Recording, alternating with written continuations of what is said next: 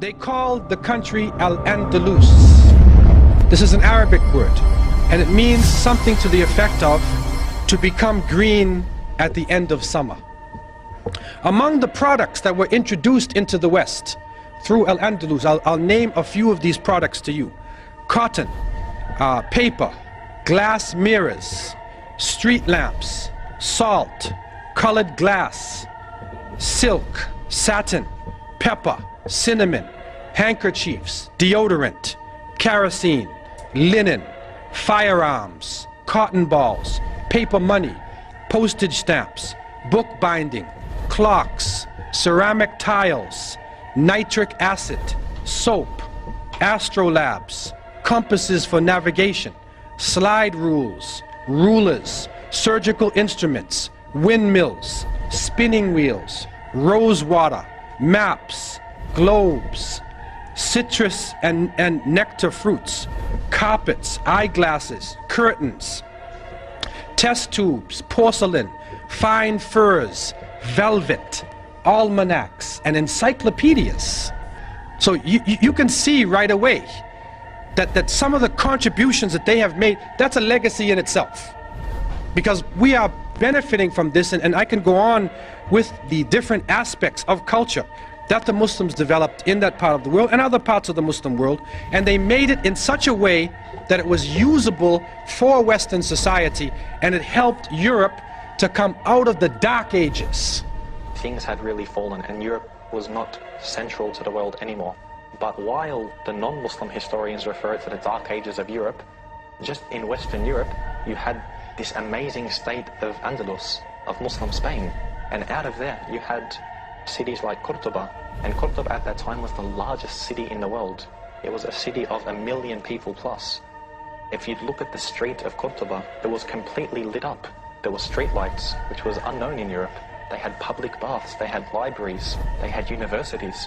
People would travel all from around the world just to study in Andalus, a true center of learning. So while you can say some of Europe was in the Dark Ages, another part of Europe, which is the Muslim area of Europe, it wasn't in a dark age at all. It was full of light. And you'll see when the Renaissance happened within Europe, and the Renaissance literally means the rebirth. It wasn't a rebirth from nothing. They had just taken everything from Andalus. If you look at Italy, all of the, the arts and so forth, they really just took it from the artisans of Muslim Spain. Okay, and kind of like added bits to it, made it their own style, of course, yeah. Yeah. So, of course, this rebirth wasn't something that was, from them themselves. They just learnt everything from the Muslims. Ultimately, the Crusaders came away with no permanent conquests, but they returned with something even more valuable: knowledge. Europe, with the Crusades, turned the corner from the Dark Ages. There's medical information and surgical information that's brought back. Books are brought back, languages are brought back, everything is brought back. So the Crusades really do change Europe in a way that we have not seen before. Europe was on the verge of one of the most productive and creative periods of its entire history. Things like the great Gothic cathedrals, the universities, the law courts and legal systems, all of those were created. So following this long period of darkness, there came a tremendous explosion of really brilliant cultural achievements. The Renaissance is back in, the lights are on, and everything is good. What happened between the year 700, to 1500? What happened in that time? It was the Dark Ages. It was the golden age of Islam. And I want to just talk about some of the contributions that were made by Muslims. And this can get very complicated. In mathematics, some of the achievements made, they began algebra and symbols and equations.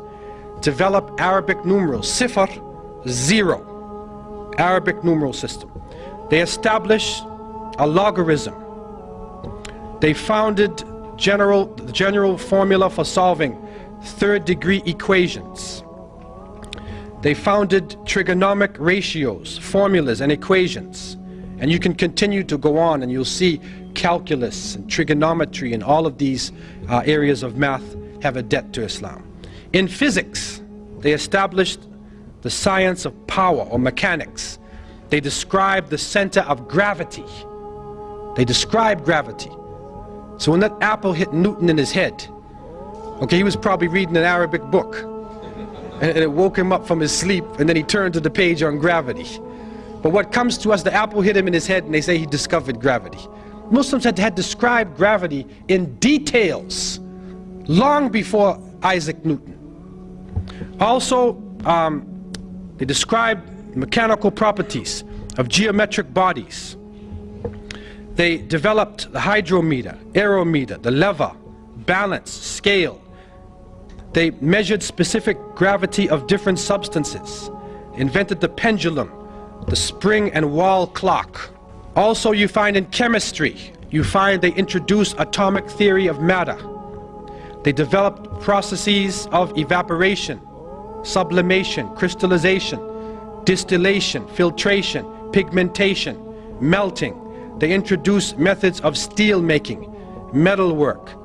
They developed procedures for dyeing of cloths and textiles.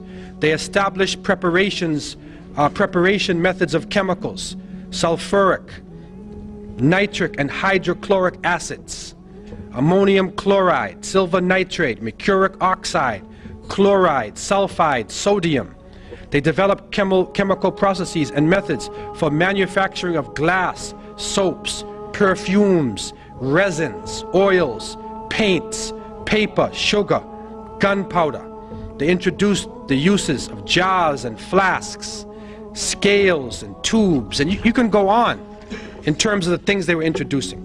In astronomy, they developed astrolabes and sextants, prepared star catalogs and tables of planetary motion, named over 200 stars with Arabic names. They proved the Earth as a spherical shape. They calculated the length of terrestrial degree, determined the Earth's circumference and diameter. They measured solar inclination angle. They charted the positions and orbits of stars and planets. In medicine, you find they performed gynecology, obstetrics. They wrote medical encyclopedias. They performed therapy procedures. They prepared mercury ointment.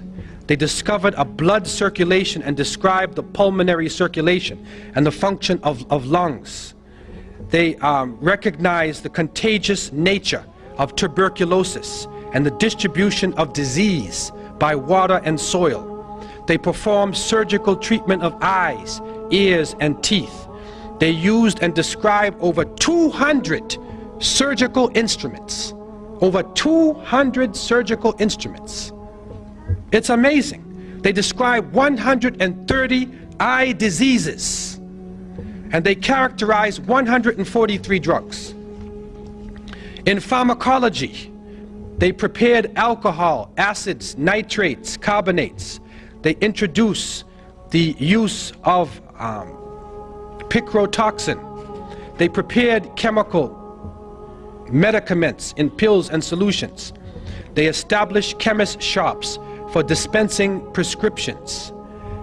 They introduced to Europe quite a number of medicines and herbs which betray their Arabic name. Al-Kanna, alcohol, alcohol. Alcohol is Arabic word. Al-Kali, alfalfa, camphor, cotton, hakim, jasmine, saffron, etc.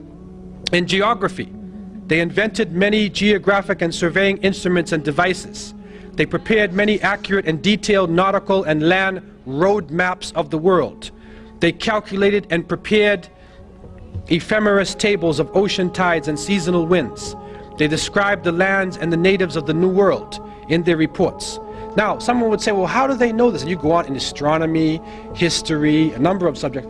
How would they be so good in these subjects? I want to take two areas. In the area of geography and astronomy. So what is important about the stars and direction? What is important about the geography of the world? All of the Muslims, up until now, are concerned with direction. Because every time we pray toward Mecca.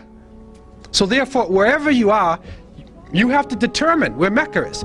So therefore, it was a natural thing for Muslims to get into the direction and always to be looking at the sun to know what time of day it is, because of the cycle of prayer. It's a natural thing.